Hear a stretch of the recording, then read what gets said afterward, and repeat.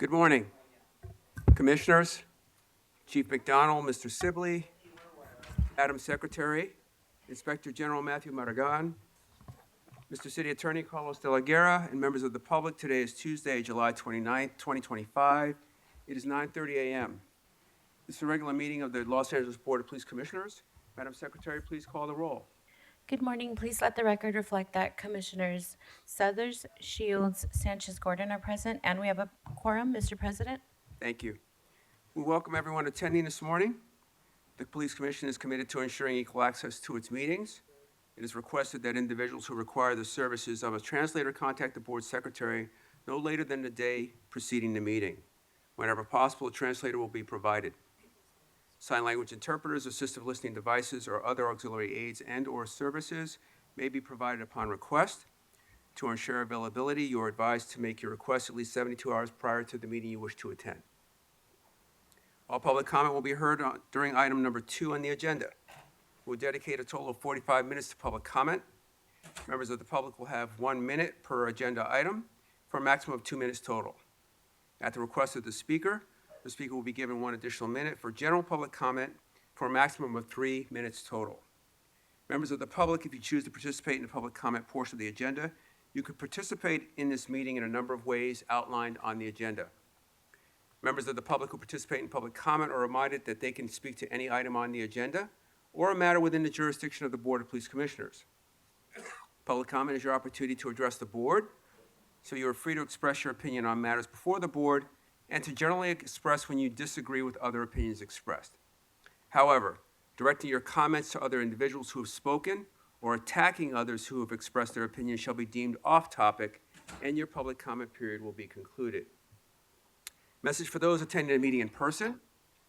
These meetings are regular meetings between the board, the department, and key stakeholders. Meetings of the Board of Police Commissioners are open to the public. The state's Ralph M. Brown Act affords the public the opportunity to be present at the meetings, hear the presentations and dialogue in real time, and provide feedback via the public comment period. During these meetings, there's a need for the board to carry out the public business expeditiously without delays or disruptions. Members of the audience shall not engage in any conduct which causes an actual disruption of the meeting. Those attending in person are reminded that disruptive behavior will be cause for removal. If you disrupt this meeting, you will be provided with only 1 warning to cease disruptive behavior. If you fail to cease such behavior, you will be removed from the meeting. All attendees must be seated. Failure to follow this rule will result in a warning and/or removal from the meeting. With that, we will move on to item number 1, the report of the Chief of Police, Chief McDonald. Good morning, President Southers, Vice President Shields, Commissioners, Inspector General Barragan, City Attorney De La Guerra, and Mr. Sibley. Today I'll be covering key events from the last 2 weeks, share our latest crime trends, and provide an update on our staffing levels. First, I want to take a moment to express my deepest condolences for the loss of 3 Los Angeles County Sheriff's detectives, Joshua Kelly Eklund, Victor Lemus, and William Osborne. These are dedicated public servants who tragically lost their lives while working to render safe a piece of military ordnance they had recovered the night before. This is an unimaginable loss, and our hearts go out to their families, their colleagues, and the entire LA County Sheriff's Department. We stand with them as they grieve and begin to heal from this tragedy. In the days following this incident, our LAPD bomb squad and SWAT team stepped in to assist with calls that would typically fall under the responsibility of the Los Angeles County Sheriff's Department. It was a way for us to help carry the load while their personnel focused on honoring their fallen and supporting one another through an incredibly difficult time. As of Friday, LASD SWAT has resumed normal operations and is once again handling their own calls. Their bomb squad, however, has not fully resumed service, so our LAPD bomb squad has continued to respond as needed for support. On July 24th, we held funeral services for Sergeant Shou Deng. It was a tough day for both his family and the department.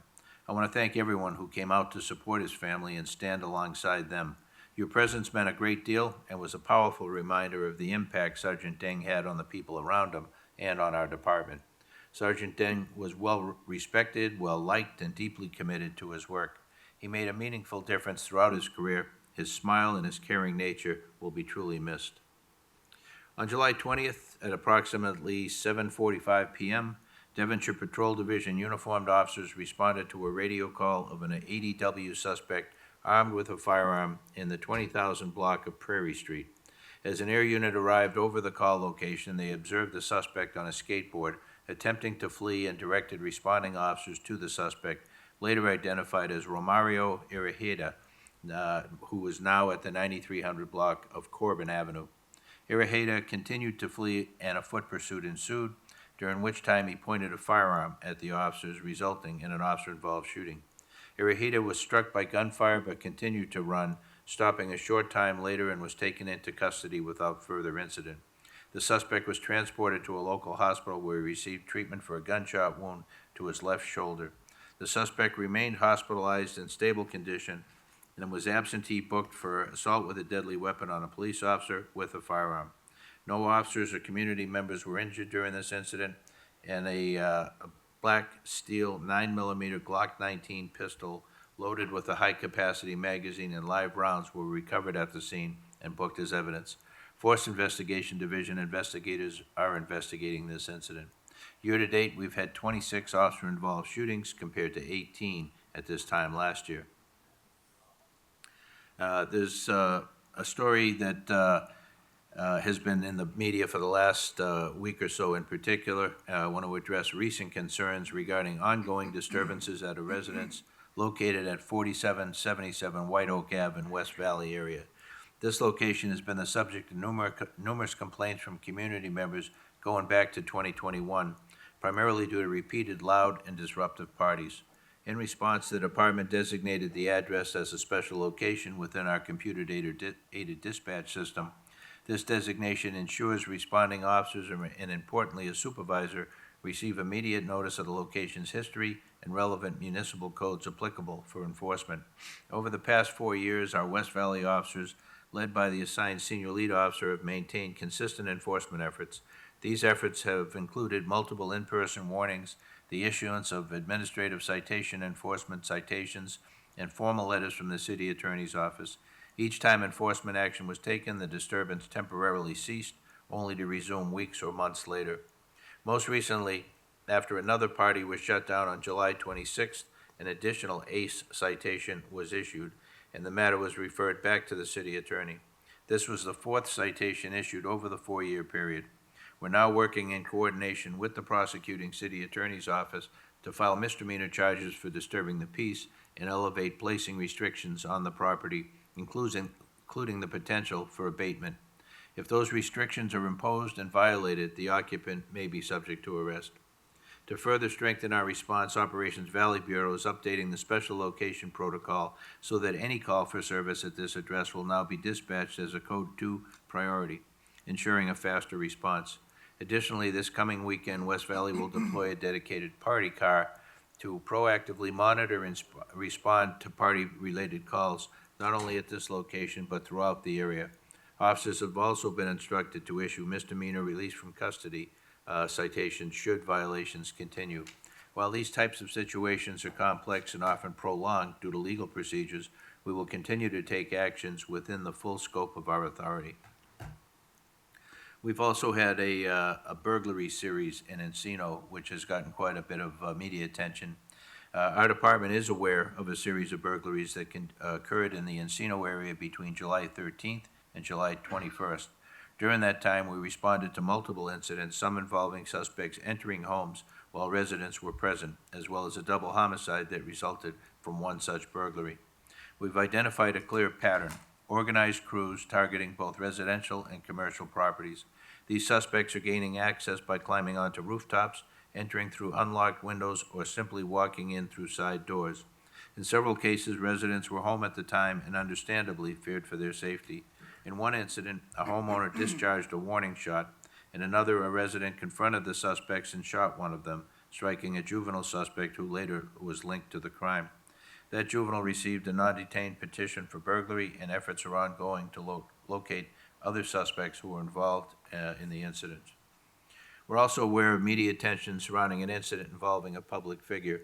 While that has naturally drawn headlines, I want to make it absolutely clear: all victims in these crimes deserve and are receiving our full attention. In response, we've deployed additional resources to the area, both uniformed and undercover. Some of these efforts will be visible, such as marked patrol units and high-visibility enforcement. Others may not be as obvious. Surveillance teams, plainclothes officers, and coordinated investigations supported by Metropolitan Division and our detectives. We're also working closely with our counterparts in other parts of the city, as some of the suspects involved in the Encino crimes appear to be connected to burglaries in other geographic areas. Our investigators are actively reviewing physical evidence, DNA, video footage, and forensic leads from various scenes. We're using every tool at our disposal to identify and apprehend those responsible. This is a top priority for us, and we understand how unsettling it is when these types of crimes occur, especially in broad daylight or while families are at home. Our goal is to restore a sense of security and safety to our community. On July 26th, officers from Metropolitan B Platoon, working closely with North Hollywood detectives, made 2 key arrests involving a South American burglary crew that's been targeting homes across the San Fernando Valley. This crew has been under investigation for several residential burglaries in the North Hollywood area. Officers noted that a Ford Explorer that was associated with this crew was in a residential area of Encino, and based on its behavior, believed the suspects were either casing homes or actively committing a burglary. As officers were deploying to the location, undercover officers observed 2 suspects running from a residence and entering a vehicle, while a home alarm could be heard going off nearby. Surveillance units followed the suspects while patrol confirmed a residential burglary had occurred. To minimize risk, officers waited until the suspects stopped before making their move. The vehicle eventually stopped in Van Nuys, but before officers could intercept it, the suspects jumped into a black BMW and fled, discarding stolen property as they drove. Air support tracked the suspects while ground units recovered most of the stolen items. The vehicle was ultimately stopped near Haskell and Satakoy, where suspects fled on foot. Officers quickly set up a perimeter, and with the assistance of Van Nuys Patrol and Metro K-9, both suspects were located hiding nearby and taken into custody without incident. Both suspects were booked for residential burglary. Detectives are continuing their investigation to identify any additional individuals involved and determine the full extent of the crew's activity across the region. On July 21st, our major theft task force detectives made a follow-up arrest tied to a South American theft crew that's been responsible for a number of burglaries across the city and surrounding areas. Detectives took a female suspect into custody in Devonshire area. She had been renting a storage unit in North Hollywood for the crew to stash stolen property. Earlier this year, we arrested 3 members of that same crew and served a search warrant on the storage unit, where we recovered nearly 400 pieces of jewelry, burglary tools, including a blowtorch, Wi-Fi jammers, fake IDs, and an unregistered firearm. Photos of the stolen jewelry were circulated by our Technical Investigation Division, and 2 victims were able to identify some of their stolen property. Excuse me. The suspect has now been charged with 2 counts of receiving stolen property. For the most recent 4-week period, June 29th through July 26th, we've seen a 6.3% decrease in combined violent and property crimes compared to the previous 4 weeks. Violent crimes are down 4.4%, and property crimes are down nearly 7%. Year-to-date homicides are down 26.4%. Victims shot show an 8.5% reduction. Aggravated assaults dropped 9.3%. Robberies citywide are up 6.8% over the past 4 weeks. We're seeing increases in both strong-arm robberies, which are up nearly 14%, and firearms-involved robberies, which are up 8%. One area that stands out is Van Nuys, which has experienced the most significant increase. After reviewing the circumstances, we identified a specific patterns of Estes-type robberies.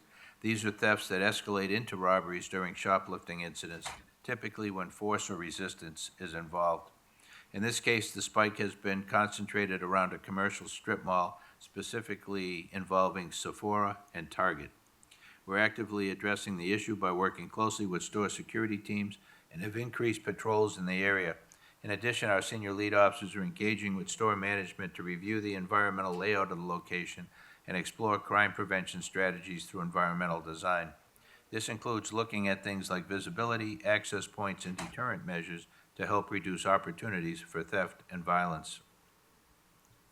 With regard to burglaries, we saw a 2.8% increase in burglaries citywide over the past 4 weeks. Residential burglaries rose 6%, which was 40 additional crimes. The most significant increase was in North Hollywood, which reported 19 more residential burglaries than the previous period.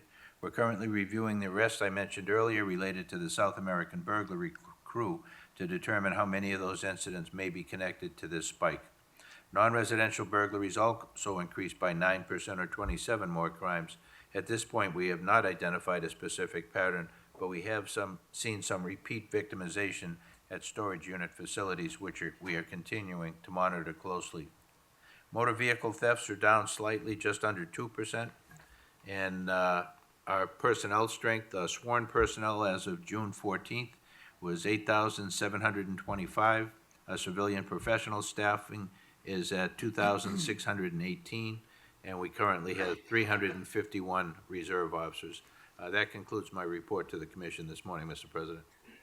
Thank you, Chief, and thank you for bringing some attention to the hot prowls that are happening in Encino, and of course, as they're happening in the daytime, that's particularly disturbing. And so we want to make sure that the public is educated and made more aware of what they should and should not be doing when those things do happen, particularly since it seems that these people are becoming more brazen with regards to who they're targeting. Thank you. I'm going to defer to my fellow commissioners. I'll start with Vice President Shields. Thank you, Chief, for the report. I'm so sorry that I was not able to attend the memorial service for Sergeant Dang. If I was in town and in state, I would have absolutely been there. And it's, any loss of life is tragic, but particularly when there are losses of life in the line of duty. And now we've had not only Sergeant Dang, but then the 3 deputies with the Sheriff's Department and most recently with the NYPD.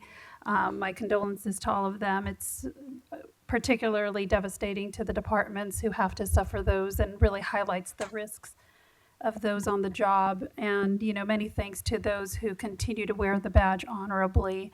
And particular thanks to the LAPD bomb squad and SWAT team that immediately went in to help the sheriffs and again, just didn't hesitate to continue to put themselves in that same danger. And thank you for highlighting the fact that the burglaries that are happening is a top priority of the department.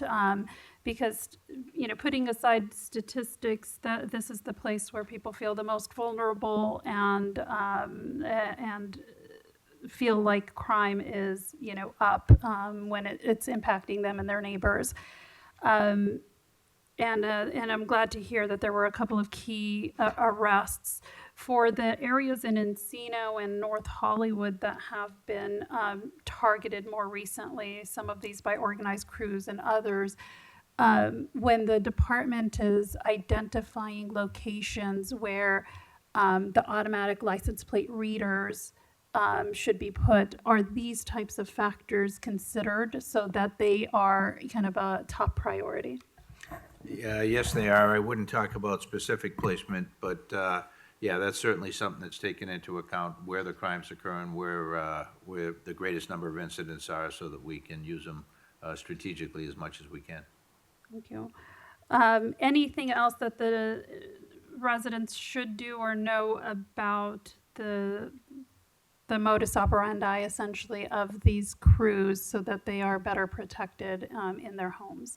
Yeah, typically what we see with the crews, we've seen South American burglary crews. We've also seen some that have been arrested that have come from South Los Angeles, and they're replicating the tactics and MO of the South American burglary crews, using jammers, more sophisticated pre-incident surveillance, where they may have cameras laid out on the property or on a car parked on the street across from the target house for a period of time to be able to determine pattern of life, when person's going to be home, when they're going to be gone.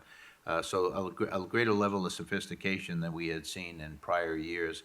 Also, their MO is to generally then, when they believe no one's home, come, knock on the door, wait for response, knock again, maybe go away, and then come back again 15 minutes later, knock again, and then go around to the back of the house, generally enter through a slider, break the glass, get in. They're in there for a short period of time. They've used Wi-Fi jammers to be able to disable the camera system and an alarm system if they're wireless, cut the wires if they find those, and be in and out very, very rapidly. And then take a small safe if they can, but they go after, expensive handbags and jewelry and things that are easily be for resale. And then the crews generally transport that stolen property to a warehouse type arrangement, very organized, and then distributed from there. So yeah, there are commonalities among the two different types of crews that are operating, but a lot of similar characteristics in the way they do business. Thank you. And we won't get into the investigative efforts to identify all of the important locations where they're operating, but the department is making all efforts to identify those areas. Is that We right? are. We're doing as much follow-up as we can, roll back warrants. What the public can do is be a good neighbor. Watch out for your own property, have cameras, use your neighbor's cameras to be able to help cover your property as well, and to be able to look out for each other. There's nothing better than a good neighbor and somebody who sees something that they know is out of place, a car in the driveway that doesn't belong there. Give us a call when you see that kind of thing happen, and if you can get a license plate, certainly all the better. But don't put yourself in harm's way to try and further that investigation. Call us. Thank you. And I know that you have made some changes within the department. Any kind of high level that you'd want to tell us about and what you hope to accomplish with your changes? Yeah, ultimately, it's to try and make our organization as efficient as we can be, as accountable as we can be as we move forward. Given the limited staffing we have to be very judicious about how we deploy our personnel resources. In an eye toward, being as effective as we can. We've had a good year in driving crime down, but also to be able to look out for the future, get the training in order that we need to for the upcoming major events, the World Cup and the Olympics and Paralympic Games, and to be able also then to, through our major events group, to be able to coordinate what needs to be done in a more focused fashion, to be able to enable us to be where we need to be at according to timeline, for training, for preparation, for liaison with other organizations, and to be able to track that in a way where we're comfortable that we are where we need to be at any given time. Sure. Thank you. Commissioner Sanchez Gordon. Yes, good morning, everyone. Good morning, Chief. Good morning, Commissioner. I concur with a lot of the points that Commissioner Shields already touched on, and in particular, the service for our fallen officer last week. I was there, and it was indeed very, very moving. I want to just focus briefly on the increase of burglaries throughout our city, and indeed, they are very unsettling. And you did state, and I'm happy to hear this, that you intend to give, and you do give full attention of the department to all victims that are throughout the city of LA, Right. not just in those areas that are unfortunately undergoing continued criminal activity. But throughout the city, I would want our citizens of the city to know that LAPD is also focusing on them and giving them the same type of attention Sure. if they are in fact victims of a home burglary. I also want to congratulate all those officers that received a promotion. Thank you. I congratulate all of them, and I look forward to working with them as they continue to improve the conditions and protect our city. Thank you, Chief. Thank you, Commissioner. Thank you. Chief, I did have one question and a comment. Is there any additional information on the bike crews or the street takeovers that have been happening throughout the city, particularly those street takeovers that have resulted in burglaries of AutoZone retail stores afterward? Yeah, we have a task force that's dealing specifically with that problem. I can get back to you on where they are. There have been some arrests made, some citation issued, and working also closely with other agencies in the region who are also experiencing the same type of activity, probably from many of the same individuals involved. So we're working that as aggressively as we can with the resources available. Thank you. Thank you. And I'd like to follow up on the comments of my fellow commissioners regarding the recent promotions and the reorganization in the department. Particularly, you moved the Community Safety Partnership Bureau into the operations with the other 4 bureaus. Thank you for that. And I'd like to commend you and the department. We were just notified that the Community Safety Partnership Bureau is going to receive the 2025 International Association Chiefs of Police Leadership and Community Policing Award. Yeah. And they'll be receiving that award in October at the Denver Convention, so congratulations. Thank you, Mr. President. Very proud of the team. When you look at the stats for the areas that they're deployed, where we had in past years, a lot of homicides, a lot of shootings, that is down dramatically from where it was. So you can't argue the impact they've had in a very positive way on some of our more challenged communities throughout the city. And I'm very happy to see that being recognized internationally now. So, yeah, very proud of them. Thank you. We'll now move on to agenda item number 2, public comment. Madam Secretary, please announce the first speaker. Andrew Graebner.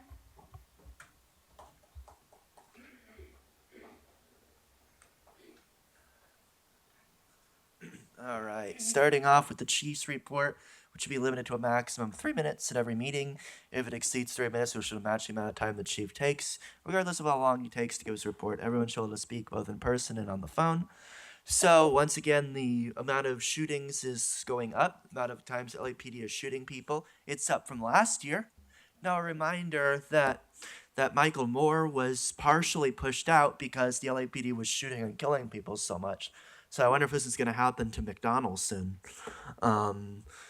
We've got, and there's always, part of why this report goes so long is because there's so much time spent during this report giving all this propaganda, unnecessary fluff that is not necessary to know what's going on in the department.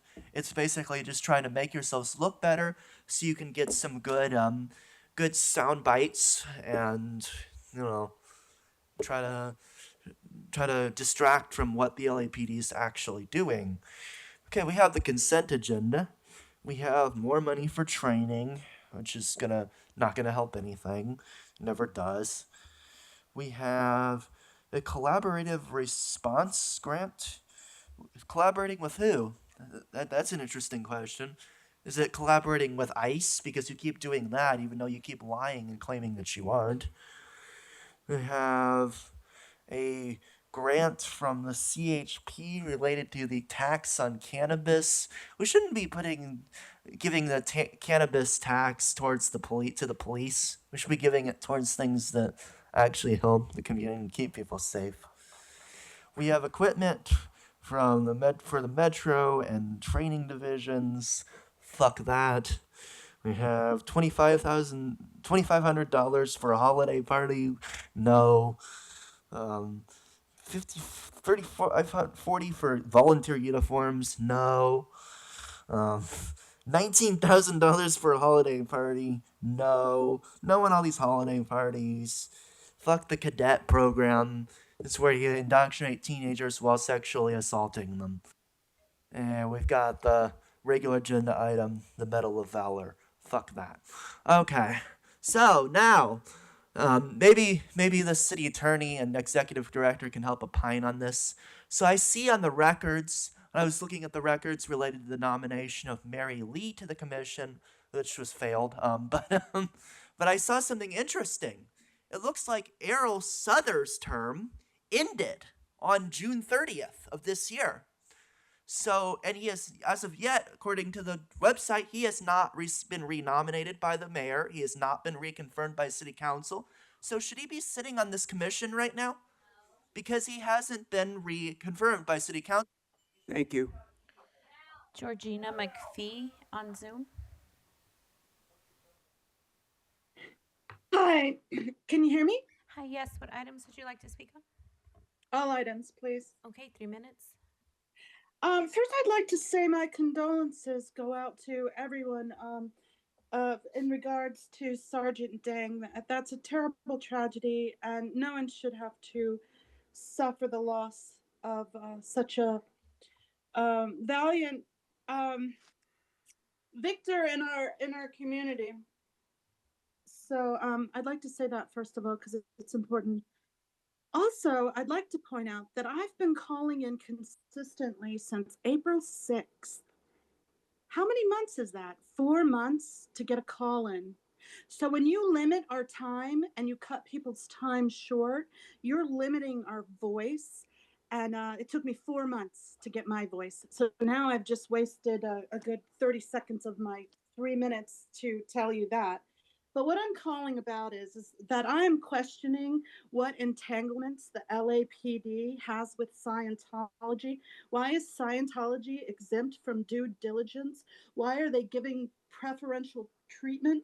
Just over a year ago, a person being held at the Big Blue building on LRH Ray in desperation wrote help in the window in tape, begging for help. LAPD was called immediately. What did they do? They came out and talked to their security guard, AKA the captor. And the captor said, "Oh, no, nothing to see here, folks." And they went away, and nothing was ever done for this poor person desperately begging for help. What kind of situation do you have to be in that your only avenue of escape is to write help in tape in the window? These are people that are held under 24-hour guard. Their street is constantly closed off. So even if they manage to get out a window or out a door, they're immediately captured because there are video cameras everywhere and people and security everywhere. That security is not to keep people out. That security is to keep people imprisoned, keep people in. I know for a fact Scientology is a destructive human trafficking cult, and yet when its members beg us for help, they just get brushed off and ignored. That needs to be followed up on. That there's a person in there trying to escape, begging for help, and they're just getting completely ignored. It's ridiculous. Why is Scientology exempt from due diligence? Why are they safe pointed? You have to ask yourself that. What's this connection to LAPD and Scientology? It needs to be investigated. This person's cry for help needs to get investigated. These people are vulnerable and they need us, and we're just ignoring them. Please do better. Please. Thank you. I yield back my time. Next, we have Marvin Lowry.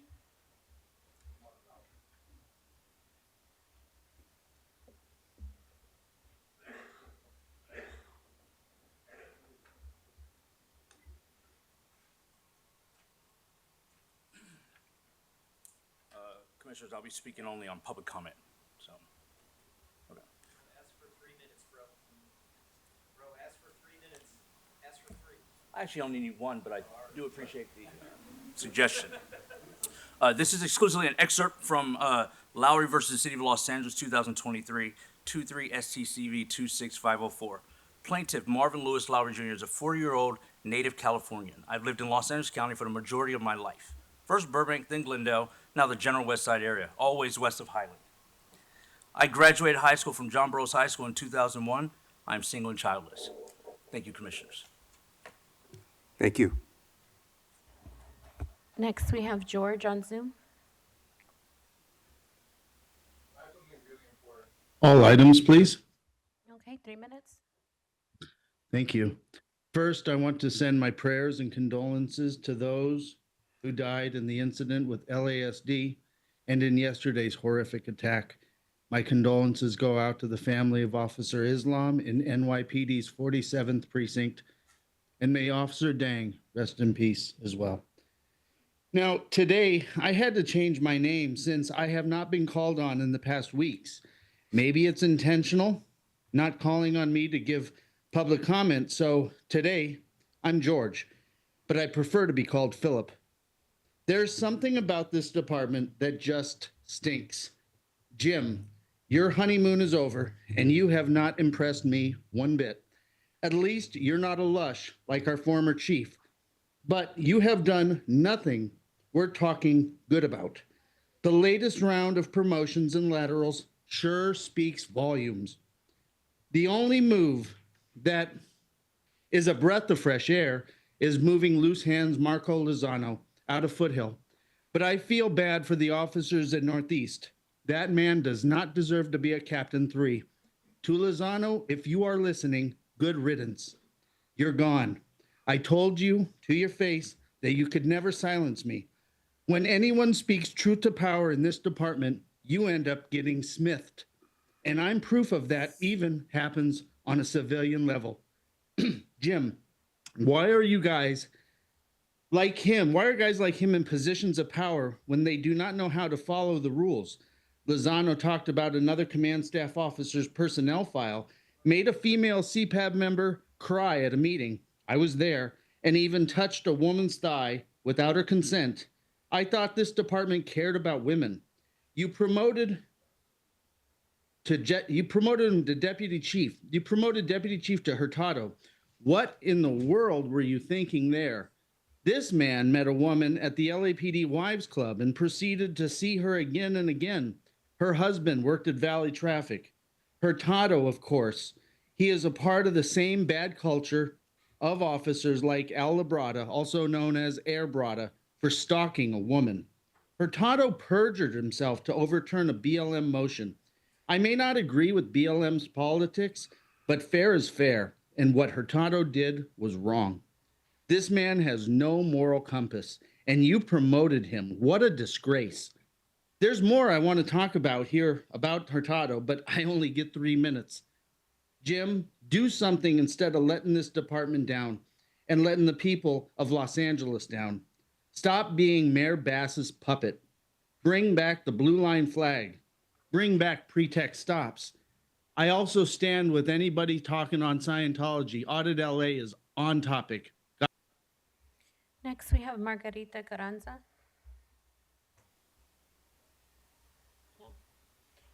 Okay. Laura Anderson.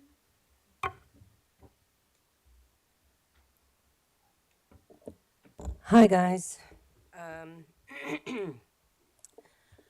I'm back. I was a child born and raised in Scientology, so for the record, everybody knows my mission here is to expose the crimes of Scientology. I do appreciate everybody else that comes with their stories. I very much understand there's a lot going on, and there always will be a lot going on in LA in terms of crime and all of that. But right now, I'm addressing Scientology. Jim, Raja, if any of you can help me get somebody in Northeast Division, Police Division, that will actually be a safe person, a police officer, for somebody that I could meet with and know, okay, this person is okay for an ex-Scientologist trying to leave or run away. This has happened multiple times. They just announced the help sign outside the window. That was last year. 8 months ago, 2 sisters, teenagers, were running away, and Odo, the security guard who I grew up with as a child, was chasing them down, trying to find out where they ran off to.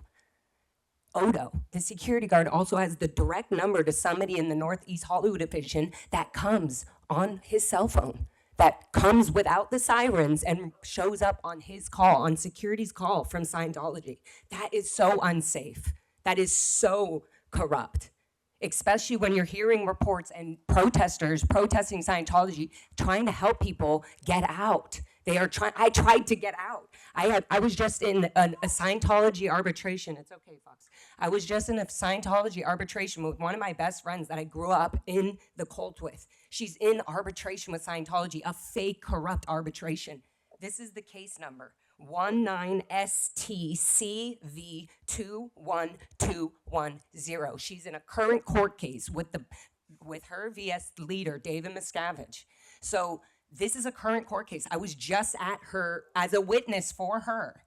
Okay, this is a corrupt policy they're doing. They've never done there's no such policy as arbitration in Scientology. So all this is made up. We need somebody that they safely can go to. Any Scientologist, any Sea Org member, any old person that thinks they're gonna be killed or whatever by Scientology because if they leave, they have too much information to report that is current. But we can't give you that information if there's nobody that they can literally escape to and be safe with.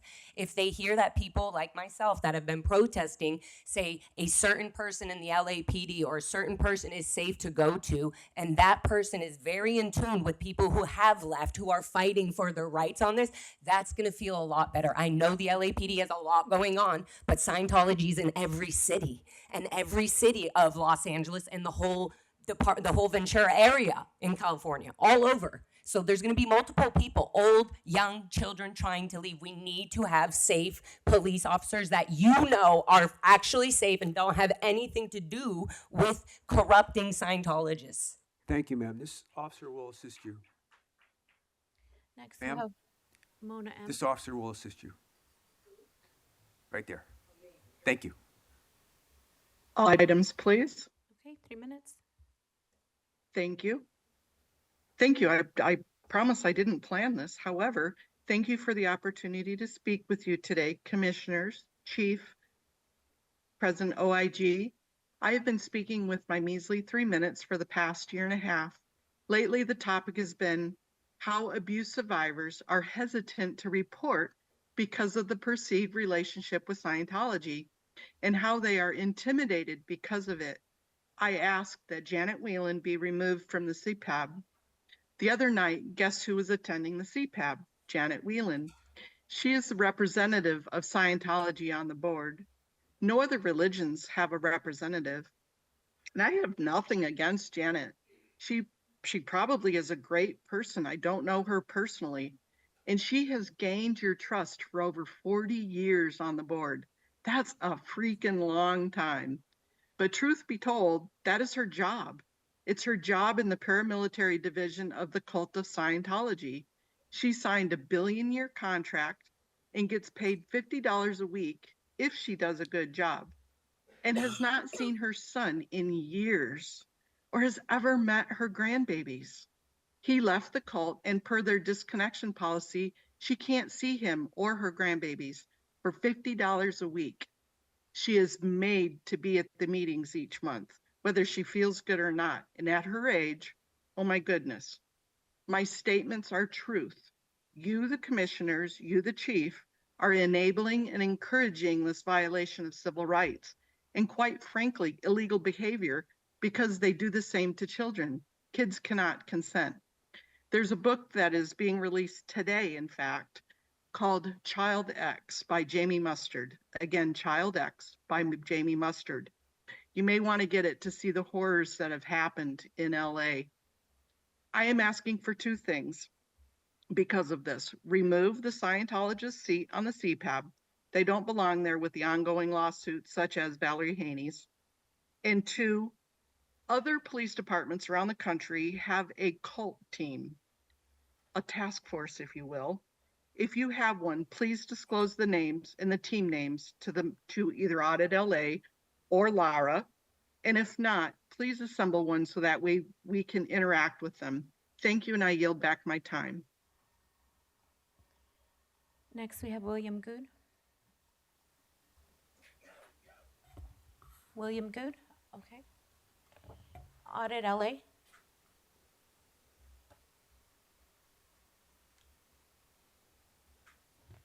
Ma'am, hold on, we'll get you a mic.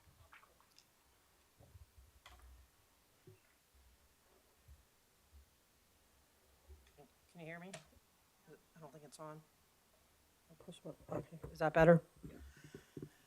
Good morning, and I'm here to continue what Laura and Mona and the other caller were speaking about. We have to make a safe environment for victims. I don't think LAPD is fully aware. They've been in partnership in a sense because of the CPABs and all the safe pointing things that Scientology does. They give you awards. They just awarded the fire department recently. And so they have all these, we do graffiti, we do this and that. So they seem like great partners for a police department, but they're not. That's just a front. They're hiding a lot of crimes, a tremendous amount of crimes and abuses, and they warehouse, seniors, and there's so much going on there that the victims are coming out, but they're coming out on YouTube.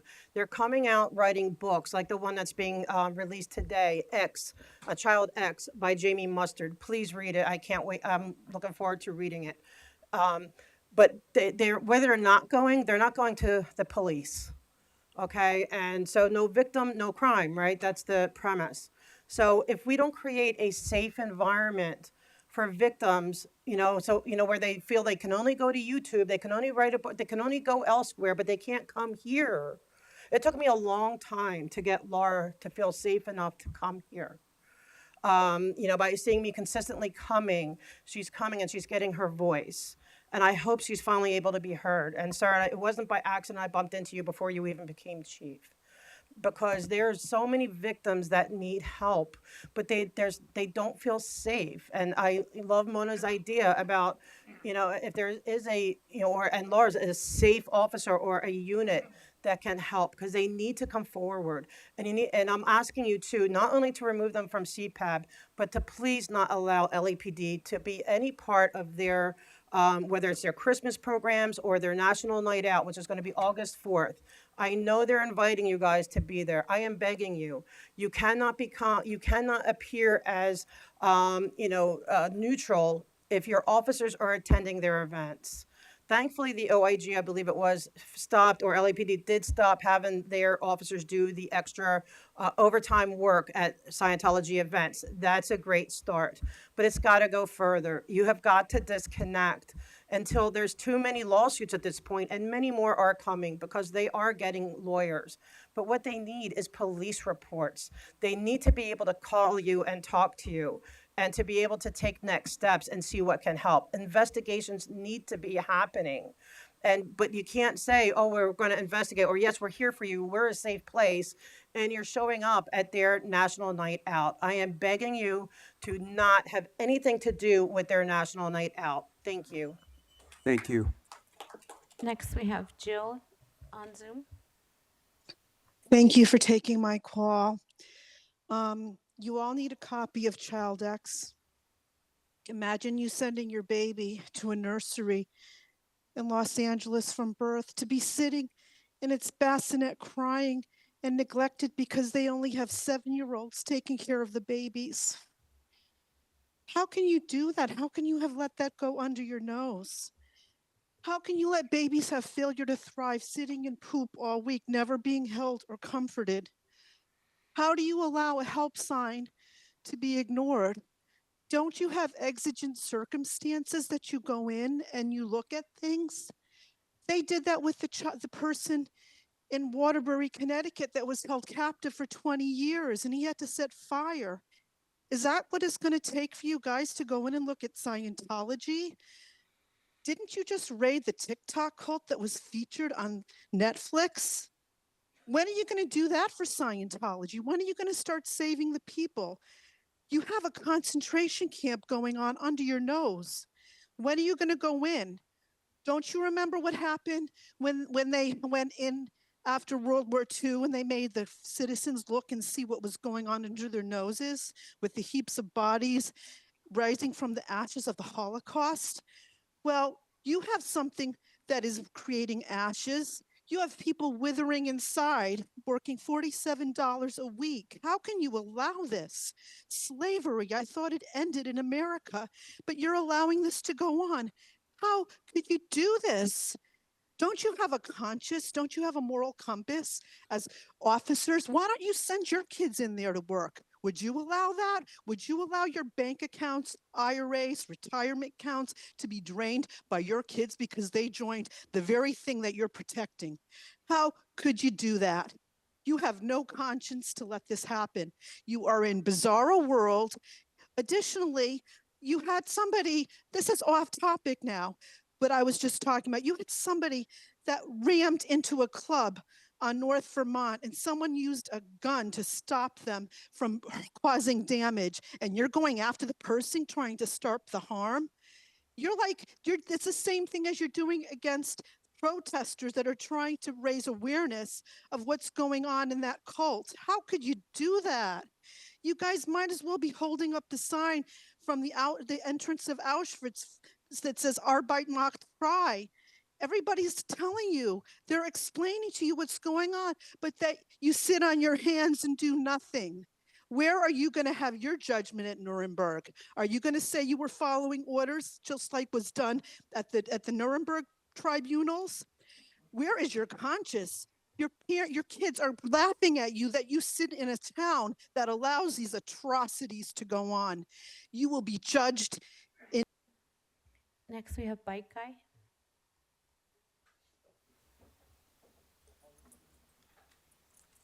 Morning, Commissioner, morning, Chief. I have a problem. I need an what do they call it? FOIA? He wants me to help him because Go ahead. You talk for me. You know what. no, he needs to, he was a victim. I'm not gonna get too much into details, but he wants to get a copy of his records because somehow the case went awry and, he never received any justice and, there's question as to what happened. Like the prosecutor said that the police fouled up, the police said that, I don't know, something else fouled up. And so he just wants to be able to go through his record of the investigation and see if that's possible, because they were not able to release that to him, just so we could see where, because if it was at the prosecutorial level where they messed up, then he would like to see what he can do to pursue justice, because he's never received justice. This victimization happened in 2016. It's been a long journey for him, so I don't know if that's possible, but that's what he's asking for. Thank you, sir. And there's an officer in the rear that will speak to you right now and assist you. Thank you. You're welcome. Next, we have Glenn. Good morning. Can you hear me? Good morning. Yes, what items would you like to speak on? All items, please. Okay, 3 minutes. On July 1st, I raised concerns about an ICE incident in Playa Vista where LAPD appeared to arrive at the exact moment as ICE. I was pulled aside by Deputy John Gearhart, and Captain Robles of the Pacific Division followed up. I found her explanation plausible, and I accepted in good faith, even as patterns citywide make it hard to believe every one of these is just coincidence, and I appreciate their professionalism.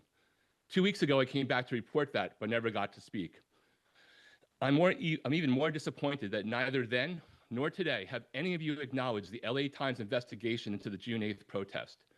The video showed 2 civilians, Mr. Tessacoto shot in the face and Kelsey McMurtry shot in the head and then trampled by a police horse who posed no immediate threat when they were attacked. These actions violated LAPD policy on the use of force, especially the ban on aiming less lethal rounds at the head or using them to disperse crowds. Also unaddressed, the July 11th federal court ruling that issued a restraining order against this police department after a documented assault on Australian journalist Lauren Tomasai and at least 34 other members of the press. The order prohibits officers from interfering, let alone shooting journalists, even within cleared protest zones. It's the First Amendment. How can the LAPD not understand the one law most people actually do know yet again? So I ask plainly, are officers Gamage and Officer Corona clearly identified in that video, or the officer accused of shooting Lauren Tomasai on administrative duty while under investigation? It's a basic due process neutral measure within your rights, and the commission should and publicly confirm today. I also ask, why are you expanding the surveillance state and expenditures with even more license plate scanners, violating the privacy of tens of thousands of innocent citizens? Why does it still appear that calls to 911 around ICE kidnappings only seem to have LAPD there to act as security guards for ICE rather than protectors of its citizens and First Amendment rights? Still don't know why tear gas was deployed on June 8th before an unlawful assembly order was declared. Yet why is a department with one of the most controversial national reputations in one of the most progressive cities on earth still even using tear gas banned in war rather than leading a transition away from militarized tactics? It may be quiet now, but we are still watching. You could be setting the national model for transparency, free speech protection, and true de-escalation for both the safety of officers and the public. Instead, it looks like more silence and surveillance. That's not leadership. That's avoidance. Community policing awards aside, this community deserves better. And lastly, I believe this commission is violating the Brown Act, Section 54954.3. Reasonable time limits are allowed, but a blanket 45-minute cap when dozens are trying to speak and when one interest group continually takes disproportionate time is not reasonable. Not now. We are in a moment of intense public scrutiny, protests, and visible public concern around LAPD actions. It is not business as usual. Capping speech when public is demanding accountability is not just bad optics, it's unlawful and undermines trust. Canceling meetings repeatedly on top of that only adds to the damage.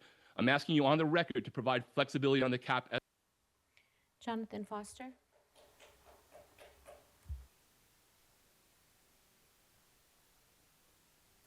Jonathan Foster.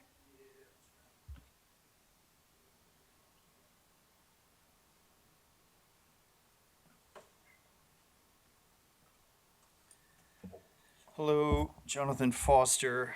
I wanted to start with, there's 2 flat tires up there, and there's been no week of no categorical use of force since March. So they've been shooting people since March. How about these two? I will quibble with you potentially. So when I said that, leave, that was the last meeting. And I wanted to say something about that. You know, if I yell, scream, leave, I don't think Jim sits there and goes, oh, you know, that Jonathan guy, he's really upset. I should take off. He doesn't, the commission doesn't go, oh, Miss Jonathan was upset, so I should take off. You know, that doesn't happen. I've noticed that the Scientology report is like a similar Xerox to the Catholic Church. The next topic.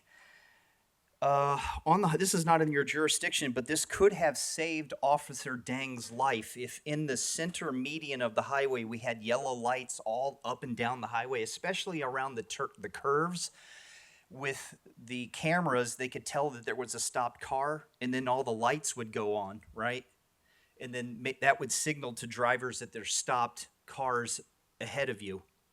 This also would have saved, there were 4 people in a car that were hit by somebody that they claim was intoxicated. All 4 of them died. But really, the girl or whoever it was driving that they claim is intoxicated, this wasn't really their fault, right? Because the same thing happened to a person who was not intoxicated and killed Officer Dang.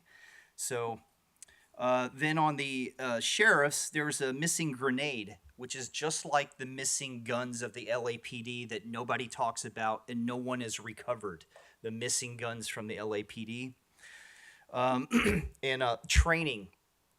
Officers need 5 years of training before they are commissioned to go out to the public. No one under age 35, and it ends when you're 55. You can't be a 21-year-old with a gun out there being a police officer unless you've had 5 years of training, not 4 months or 6 or a year. 5 years of training. That way. So the next one I want to talk about is Lavelle Adams. If you remember, if you watch the video, they shot Lavelle Adams, boom, boom, boom, and he went down on the ground. Now, how come they didn't keep shooting him like they shot Gresario Mack? Gresario Mack was on the ground. They shot him. He's dead. How come they didn't just keep shooting Lavelle Adams? Probably maybe they learned a lesson that you shouldn't do that, right? But then they had shot him with the less lethal. They could have shot him with the net gun, but they don't have net guns. I've suggested net guns. You don't have to give me credit for suggesting net guns. You can forget my name. Just get the net guns. Thank you. Michael Akerman?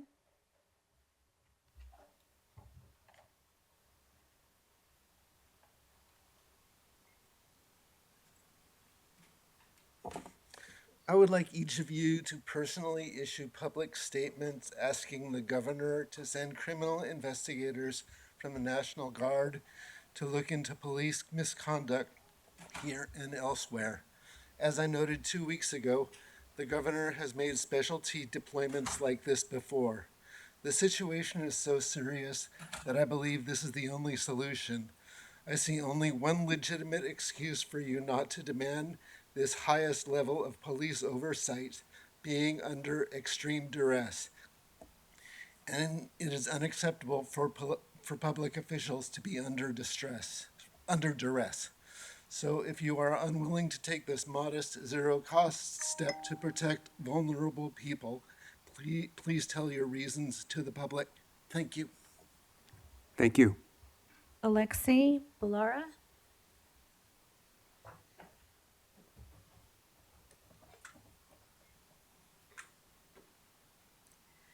Good morning. My name is Alexi. I'm a social worker in the city of Los Angeles, and I also volunteer as a street medic and a mental health crisis responder in downtown LA. Over the past 2 months, I've seen people brutalized by LAPD officers in full riot gear under the guise of rioting. Apparently, according to the LAPD, rioting means holding umbrellas, chanting, walking a few feet over an invisible line on federal property. I've had CS gas thrown at my feet. I've had flashbangs shot directly at me, and now I have hearing loss in both ears. I've treated people with baton injuries, chemical burns, and gaping wounds from rubber bullets. You claim that this is in the name of public safety, but in reality, it's just suppression. Wanting to understand what was being used and where, I filed a Public Records Act request. I asked for basic accountability. What munitions were deployed, where, and in what quantity? The LAPD's response? They said they couldn't find any of those records. No incident logs, no dates, no breakdowns, just a link to an outdated website and a virtual shrug. If the department can't or won't track the weapons it deploys on our communities, how are we supposed to believe that you're operating under any kind of meaningful oversight? And this isn't a new problem. In 2022, LAPD paid nearly $48 million in police misconduct settlements. In 2023, that number rose up to over $54 million. From 2015 to 2020, more than $200 million in legal payouts for excessive force, wrongful arrests, abuse of power. These are patterns. In 2020, after the murder of George Floyd, LAPD used rubber bullets and tear gas on peaceful protests. Street medics were shot, legal observers were detained, and mass arrests were made.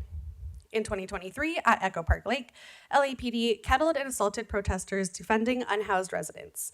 At pro-Palestine demonstrations, LAPD escalated even when the protests remained peaceful. And just this June, LAPD did it again, deploying so-called less lethal rounds, tear gas, and batons on protesters opposing ICE. Dozens were injured, many hospitalized, and several arrests for doing nothing more than being present. Outside the detention center, it's happening again. Visible organizers are being targeted, press and medics are being injured, and masked men claiming to be federal agents and armed with snipers and assault rifles are abducting people off the streets without ID or explanation. If this commission is serious about accountability, then we need action. Not more platitudes, not empty apologies, and no more virtual shrugs. I demand that this commission demand a public report on all recent use of force incidents at the detention center protests and the downtown protests in early June, and prohibit the use of chemical weapons on peaceful assemblies. Thank you for. Thank you. And ma'am, to the extent you have not already raised those complaints, can we have someone speak to her? So to make sure that all of the complaints are under investigation. Thank you. Julian Macara?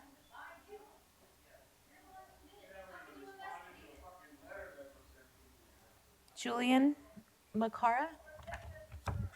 Okay. Michael Glenkamp? Julian McCarr is coming.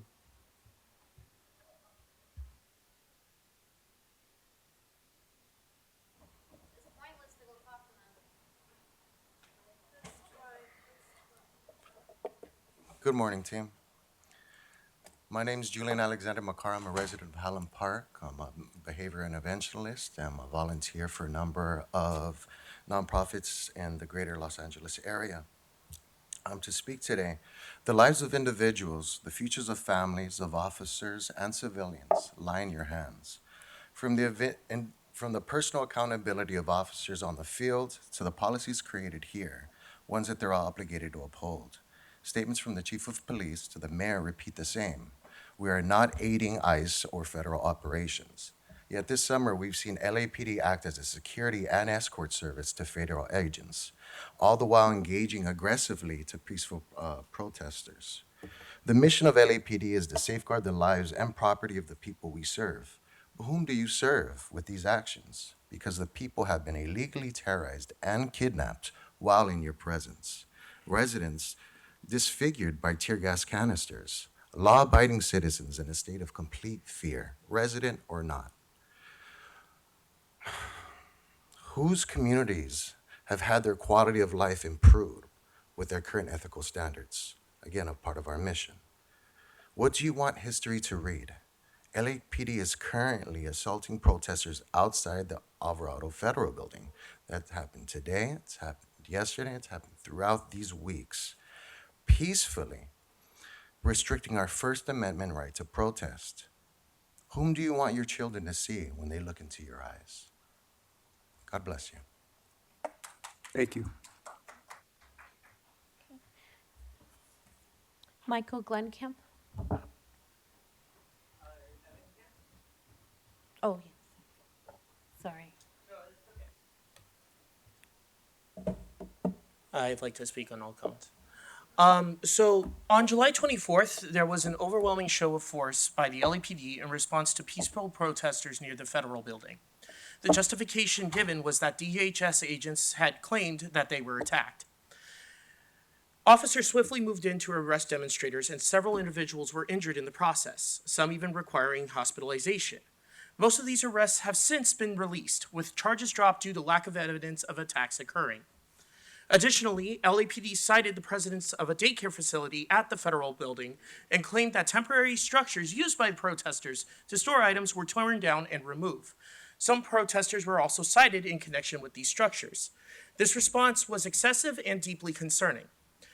It is important to note that a large number of arrests made by ICE and DHS are later thrown out in court due to false claims or lack of evidence. These fake imprisonments don't just these false imprisonments don't just violate civil rights, they cost the city millions in legal fees and its settlements.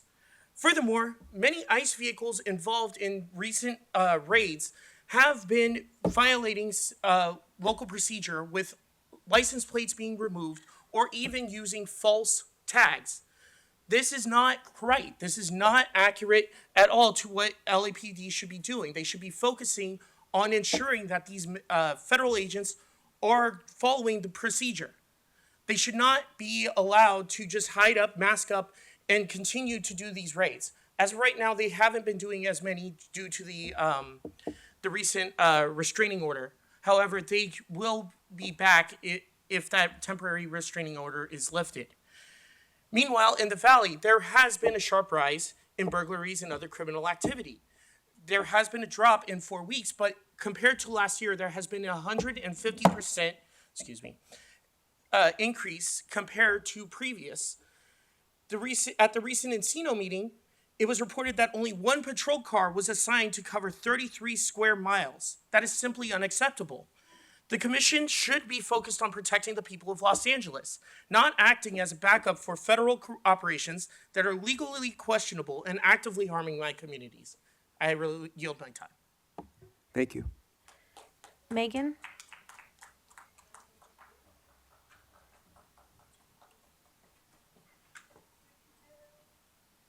Errol's term expired on June 30th. He should not be here.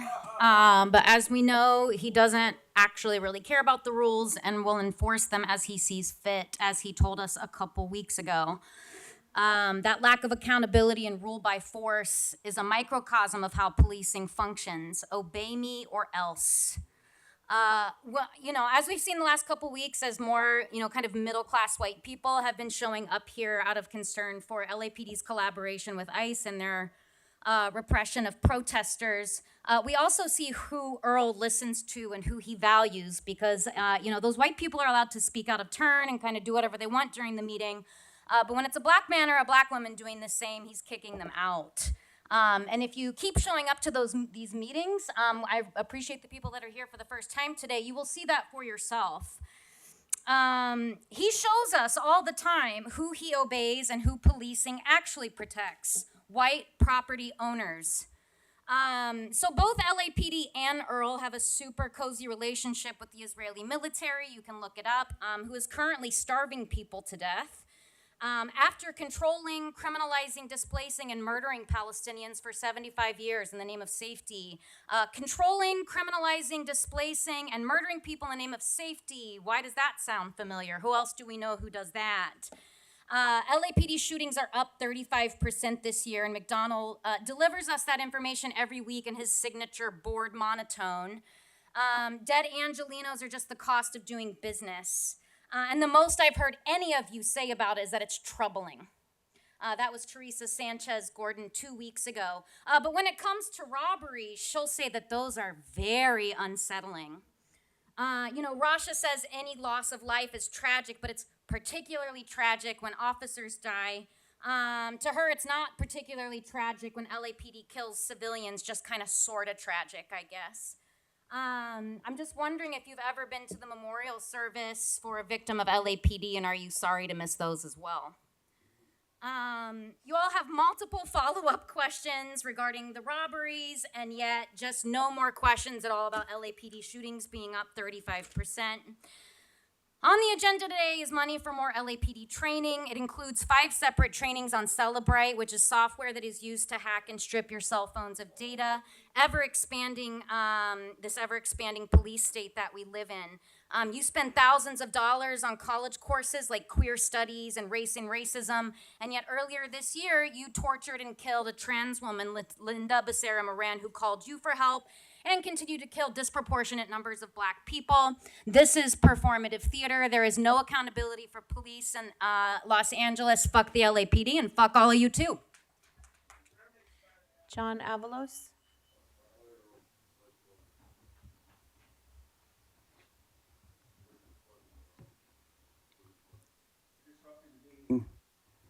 You're not speaking right now. You're disrupting the meeting. This is your first and only and last warning. You are disrupting the meeting, and this is your first and last warning.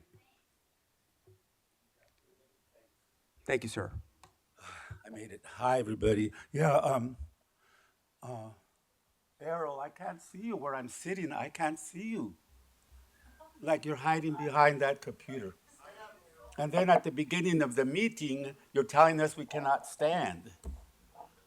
I swear to God, go over there and try sitting there and you can see for yourself. Your face is not visible. I want to be able to see your faces. My name is John Avalos. I live in Highland Park. I'm looking for a place to live. I live in the garage of a friend. Too expensive. I'm being run out of Highland Park. But I'm here, I have 3 things that I want to talk about. The first one is the videos that I'm seeing of the way you are treating the protesters over there at the federal building. You are brutal. Brutal. And then the way you yell at them and call them names. And then the one video of a policewoman, Latina, is saying, oh yeah, well, 4118, that's the law we just passed for the homeless. You are violating 4118, protesters. What? That's a whole different context. The way you sweep and destroy the homeless, using the police, that's 4118. But why can you use that over here at the federal building? Is that what you want, Senora? Rasha, is that what you want? Are you the leaders in this? I cannot believe this. These other guys on the edge, they're staffers, but you 4 right there, staffers too. You guys are part of the system. You 3, is this what you want? You have been brutal, and you still are brutal. 4118, how can they use that as the reason to brutalize the protesters? And then you tear down the art. I'm an arts educator. You tear down the artwork of the protesters. How dare you? Do you know they're tearing down the art that they hang up? Rasha, did you know that? I bet you don't even know this. Do you? No, say something. Okay, the second thing on my agenda.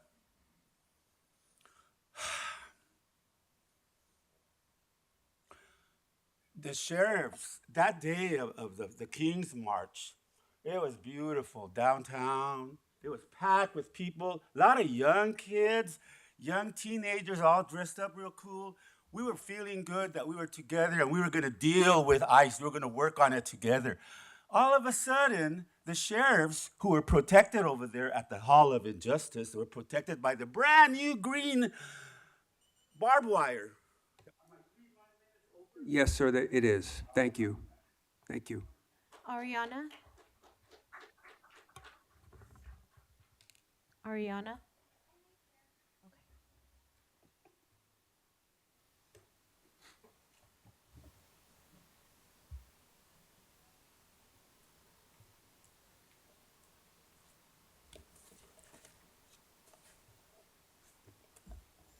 Hello, good morning.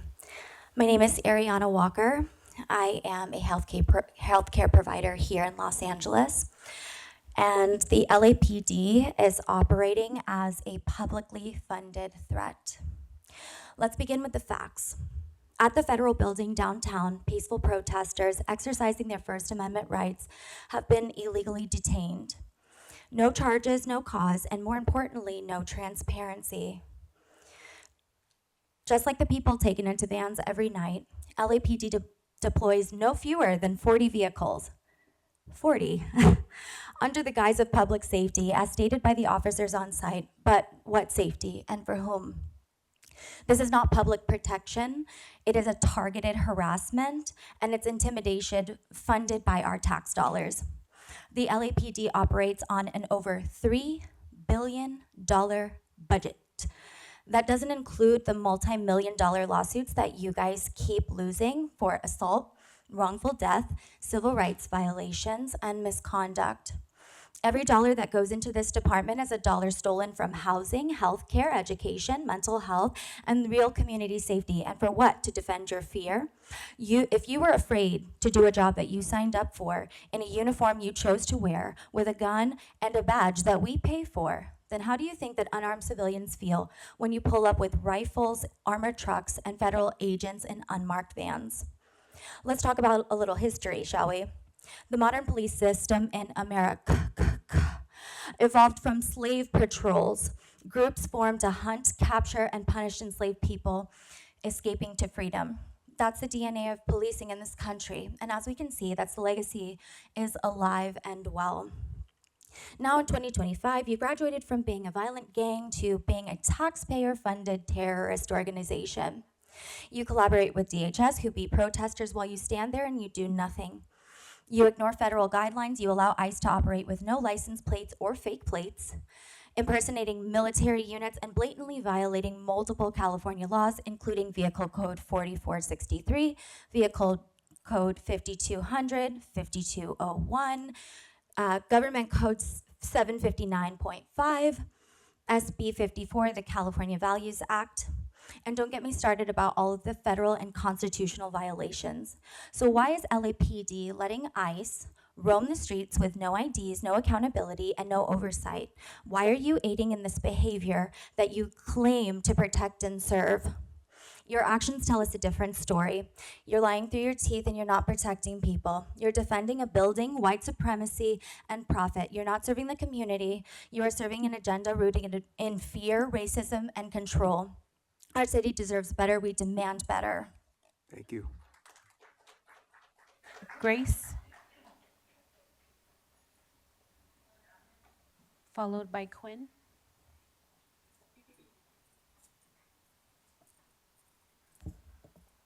What we are witnessing with the revolving training fund is not accountability. It's a blank check for violence.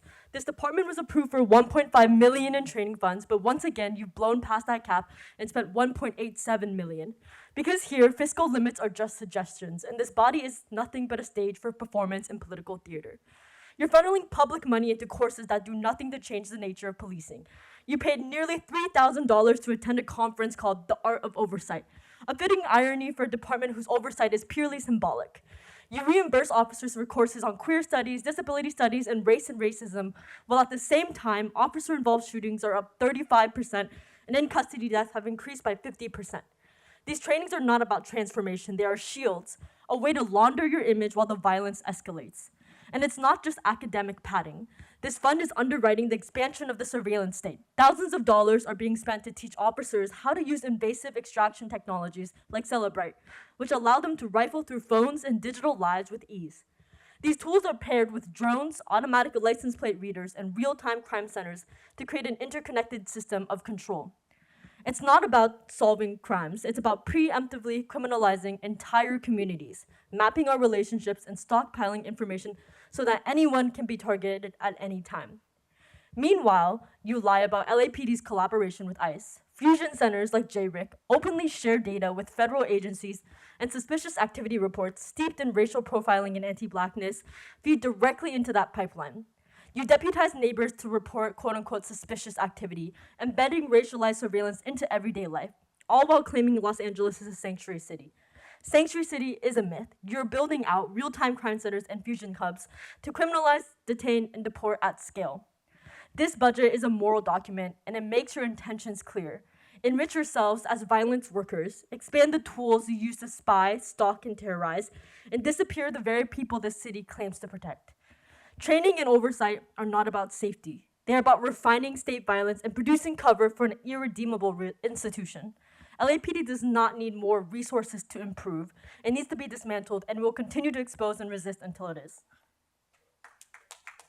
Quinn, followed by Hamid Khan.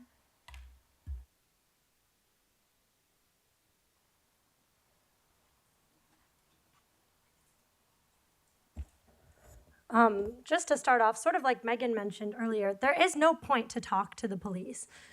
You can say, let's try, just try, but ultimately, this is a logic that legitimizes their violence with the mere idea that this body could actually provide oversight. Violence and brutality is in their nature and mission. Protect and serve white elites and abduct and kill anyone who dares to threaten that. This is the oversight body, rubber stamping and approving week to week more money, more programs, more trainings, more ways to wash your hands of the blood that LAPD and ICE draw daily. Now, you've released a document, as Grace mentioned, on your revolving training fund. One of the items included nearly $3,000 for the 2024 AIG annual training conference, quote, The Art of Oversight, which the Inspector General attended. Ultimately, Matthew, you learned the art of oversight, so why are your piglets running around this city shooting people in the groin? Embarrassingly for all of you, it seems you're not only racist and love to clean the reputation of murderers, but you're also bad at it. Shootings have increased by over 35%. Guess that's what they taught you in the art of oversight.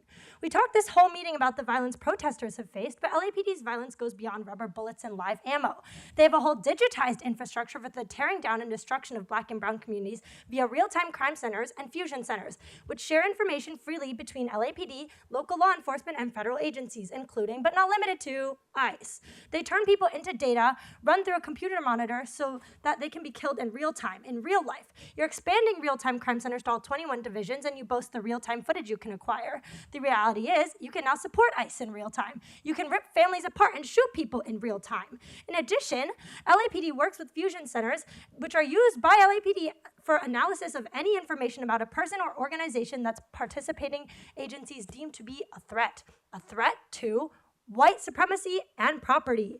Information may be received by JRIC, as Grace mentioned, in the form of a suspicious activity report from the public or by the police. This is community informants, essentially a report of a person deemed to be suspicious. A suspicious activity report is a report that someone generates about an activity they deem to be suspicious, taking a photo, being on a phone call, being somewhere where you're just a person of color. These reports are proven repeatedly to be steeped in racial and ethnic profiling to encourage such profiling under the guise of national security. No wonder you're working with DHS.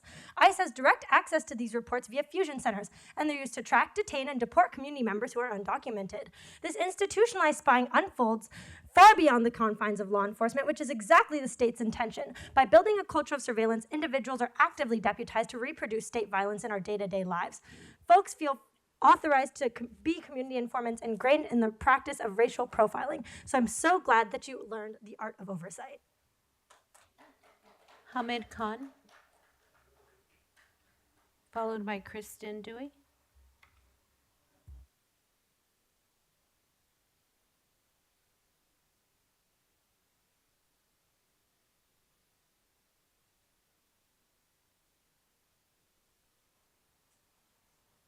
Thank you all for saying all that. So just echoing everything has been said, and it's also good to see some new folks coming in. So please don't stop coming, because this is the charade that we want to expose.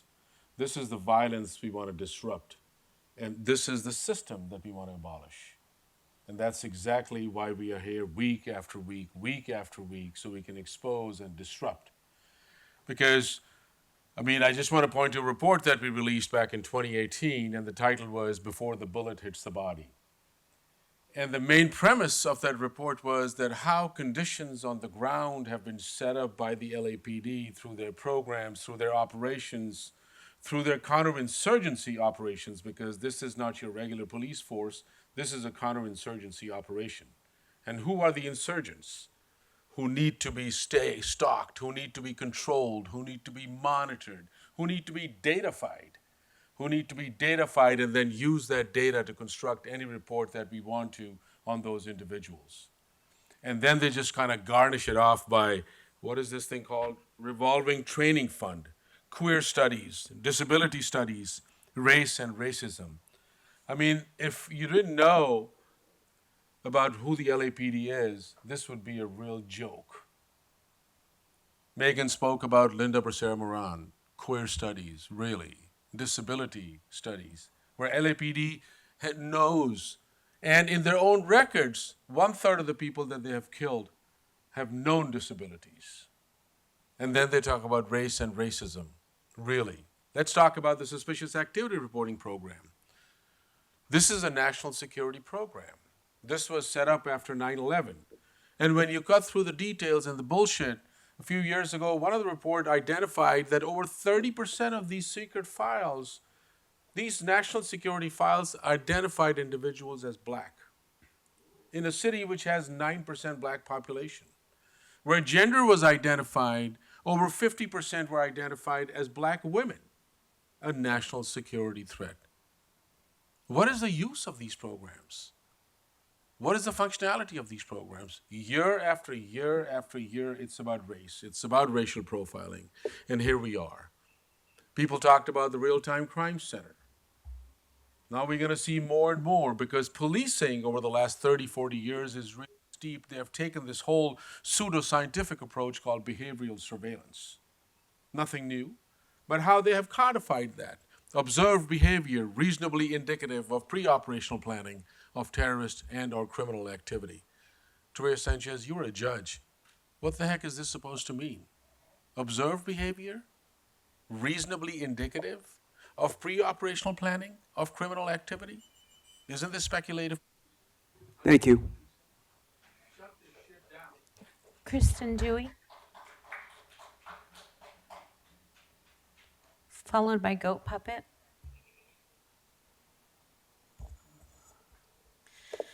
As a film location manager in this town for 30 years, I have a good relationship with lots of active and retired LAPD.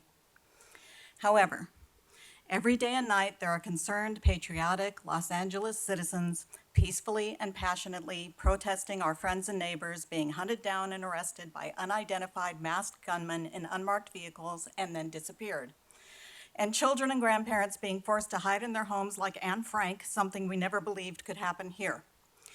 These protesters are taking it upon themselves to speak out, to let the detainees, the police, the city, and the world know that there are people against this.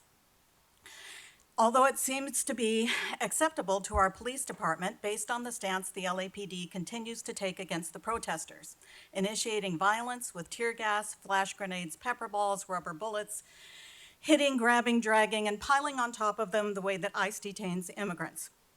The citizens of Los Angeles want our police department to protect us, not ICE. Our community, not a bunch of vigilante ICE repo men collecting bounties on our neighbors. The protesters are the good guys here. Stop fighting your own people, serve the people of Los Angeles, stand with us, and stand for us. Thank you. Thank you. Goat Puppet.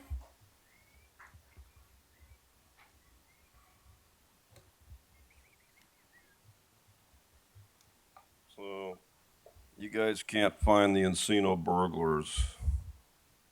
So, Saturday morning, I get an alert.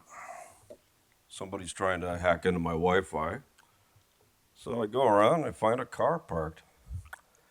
Tinted windows, all blacked out, back front, and a little window cracked up. So I put a light in there, and nobody does anything. So I go ahead and I take another light out, and the guy says, I'm trying to sleep, man. I'm trying to sleep. It's a public sidewalk. So you see, this is how they do it. They scan your Wi-Fi, and then they try to break in and get your passwords. That's how they're doing this. They're casing the neighborhood and claiming they're homeless when they get caught. So an hour later, a pig calls me, and he says, oh, what's going on? So he says, that car there. Well, there's nothing wrong with that car. And I says, it has expired plates. Oh, it does? Come on, Jim, what's going on? What the fuck's going on, Jim? What, are you letting all these houses get burglarized? Are you getting a piece of the action? What's going on, Jim? I'm really surprised. We think we're that fucking stupid? That's how they're breaking in the houses. They're casing it first, and then they come back, they report the activity, and then the teams come in when they know your patterns, and they go in and do the invasions. That's how they're doing it. All you got to do is find the casers. Found you one. So you see, that's police work right there. That's what you don't do. But what you're doing on Alameda, that's a whole other fucking story. Because, you know, here we got ICE rushing in the street, grabbing somebody, shoving them in their head, and then who pulls up? LAPD runs out of their car, brings the baton, it's on camera, and just shoves this woman in the back and plays ball. So every fucking time you guys can help them, you guys at LAPD are helping them. Every time, Jim. Every time. Your mayor told you no. No. He doesn't know what no means. He doesn't know. He doesn't understand that. So, like last night I'm out there, they see me out there, LAPD stays the fuck away, right? I mean, what's the deal? Why? Why would you get the city sued over a kidnapping operation? Do you understand that they're kidnapping people under color of authority? A woman with a baby was caught on camera being shoved into a van with men.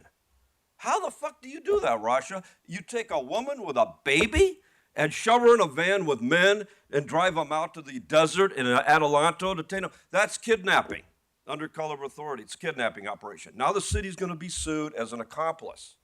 Now our city's going to be sued.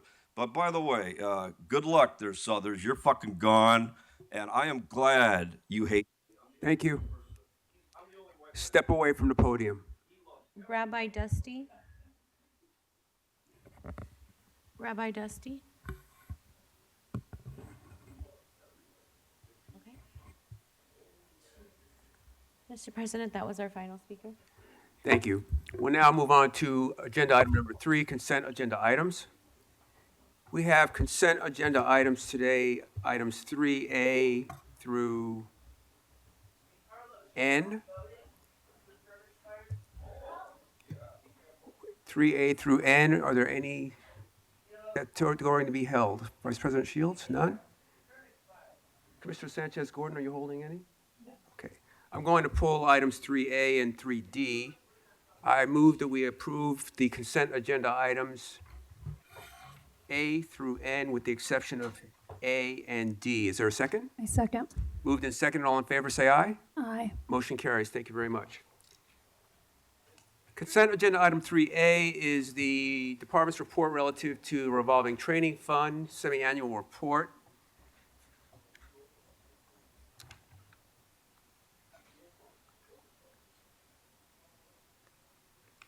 Morning, Commander. Hey, good morning. And if you would, Members of the commission. Chief McDonald, and to the Inspector General. And also want to introduce on my left, Senior Management Analyst Juan Rodarte, who I think you guys are very familiar with because he does a report every 6 months. He'll be able to assist us today. thank you. Good morning, everyone. Just a couple of questions. First, I'd like to take a look at the sworn discretionary fund line item, which is $205,000, funds provided for discretionary training of sworn personnel. And I just have a question or two. If you'll go to addendum E as an Edward on your report, and we've got an item there for the 2025 SHOT Show, S-H-O-T. Just a question, what is the SHOT Show first? And then I have a question about the non-reimbursable costs that we are supporting. Go ahead. Right. The SHOT Show is an annual conference where. Do you have a little bit more background on it? Sure. The SHOT Show is an annual trade show, which is for members of the firearms community as well as law enforcement, military invited. It's held annually in Las Vegas, and the primary purpose of the show is to showcase new technology developments, both in firearms and less lethal. Okay, thank you, that's helpful.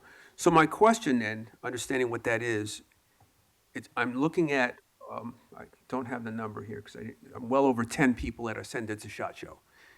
And I'm assuming that they all went to the same SHOT Show. I have yes, 5 different amounts for cost non-reimbursable. Is there a way you can explain that? The show is about 5 days long, 6 days long. Not everyone attends the whole show. Some attend the full show, and some do not. Great, that helps a lot. Thank you very much. The only other question that I have is on addendum E as well. It's on the following page. It is again under sworn discretionary fund, and if you could just explain to me, what is canine attrition replacement training? Is that dog coming in, dog going out, dog being maintained, or all three? Typically, it is someone new to the unit going out to be trained by, I believe they're in Texas. Okay. So they send a new person to pick up a new dog, and they need to be trained on the handling of that dog. Got it. Okay, thank you very much. And those are all my questions. Are any questions, Vice President Shields? No, thank you. Commissioner Sanchez-Gordon? None. Thank you very much. Okay, thank you, gentlemen. Thank you very much. Thank you. Then I would move that we approve the recommendation for board action for this department's report for 3A. Is there a second? I second. Moved and seconded. All in favor, say aye. Aye. Motion carries. Thank you very much. The other question I have is for item 3D, which is the department's report on the collaborative crisis response training. We have Captain Calenda on Zoom. Thank you. Good morning. Can you hear me? Yes, good morning, Captain. How are you? I'm well. How are you, sir? Good.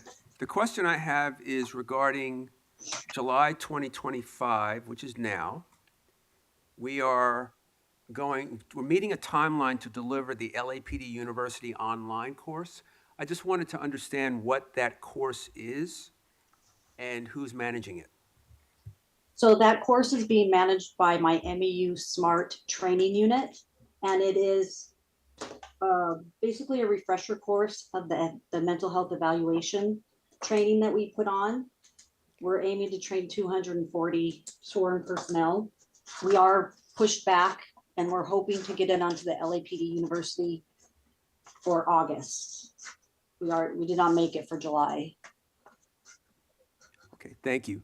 And I think at some point what I'd like, and hopefully my fellow commissioners feel the same, I'd like to have a presentation here on what our LAPD University curriculum looks like, and what kind of training and education we're sharing to other members in the department. But thank you for that explanation. I understand it now, and I just wanted to, again, just some clarity. No other questions? No, I just second your, Mr. President, I second your request to have a report later on the LAPD University. Thank you. With that, I move that we adopt the recommendation for board action for item 3D. Is there a second? I second. Moved and second. All in favor, say aye. Aye. Motion carries. Thank you very much.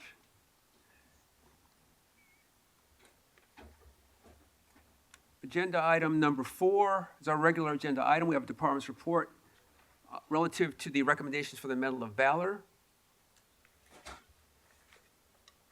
Administrator Anne-Marie Sauer, good morning. Good morning, sir. If you would just introduce everyone at the table. All right. Good morning, Commissioners, Mr. Sidley, Mr. Barragan, Chief McDonnell, and Mr. De La Guerra. I'm Anne-Marie Sauer, the Commanding Officer of Administrative Services Bureau, and I'm joined by Police Officer Brent Gonzalez from our Military Liaison and Major Commendations Unit.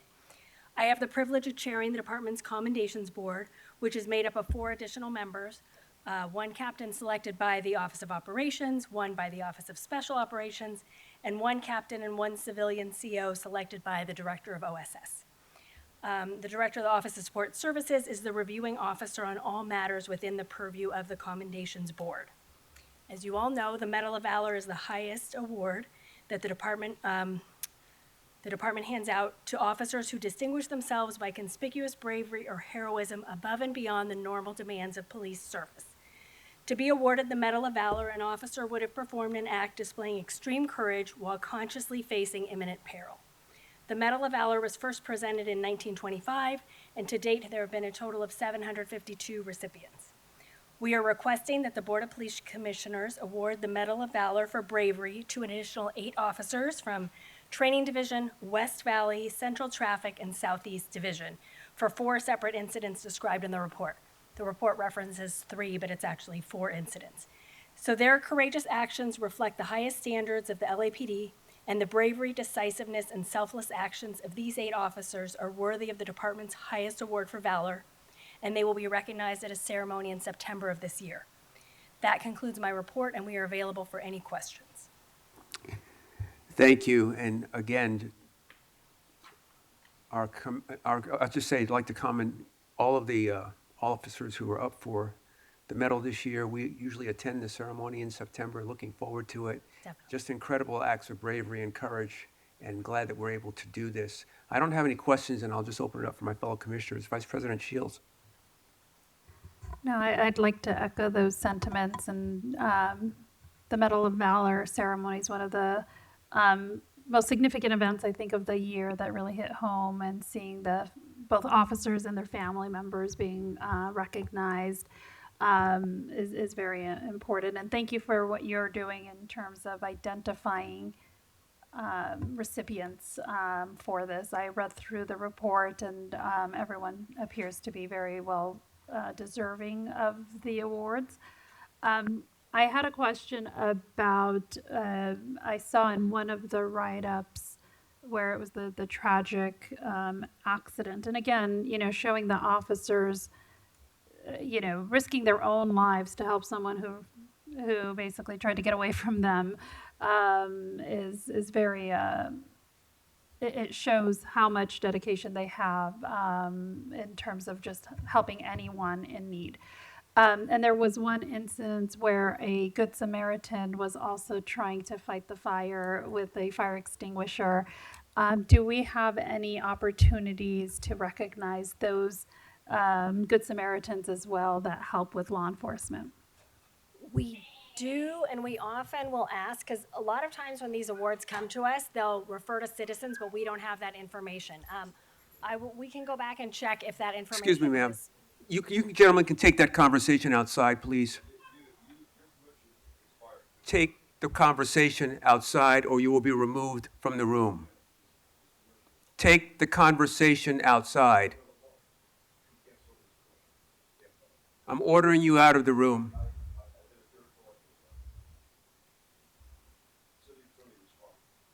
I'm ordering you out of the room.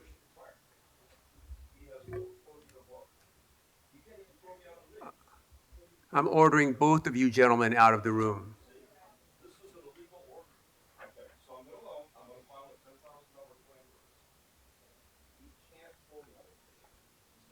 Goodbye.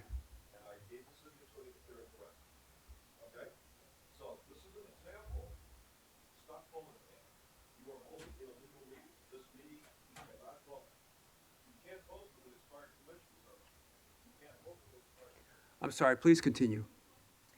Absolutely. So we will go back and see if that information was provided, because that's often, generally, people just name the officers, but we do try to, where we can, identify those essentially civilians. So we'll go back and see if we can do that, Thank you. of course. Thank you. Commissioner Sanchez-Gordon, any comments, questions? Just a couple. Do you have a date in September when these officers are going to be recognized? Yes, September 25th. September 25. And I also want to thank you for identifying these deserving recipients. Okay. And we'll confirm the date and get back to you. I'm being told there might be a different date, but Oh, okay. we will ensure that you have that date. All right. We have the 25th, so if it changes, just let us know. Okay, Yes. absolutely. Okay, thank you. Thank you. Okay. Then I move we adopt the, sir, you're disrupting the meeting. Please leave. Please leave the room.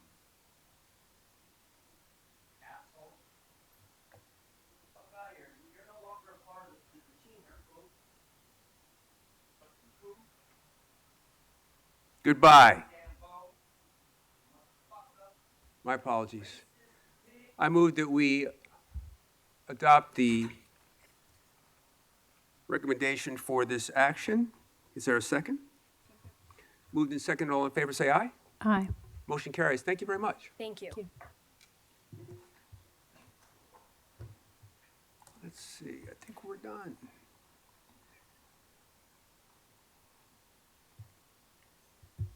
Just to note that the election of officers has continued to August 19, 2025, which time we'll take that action.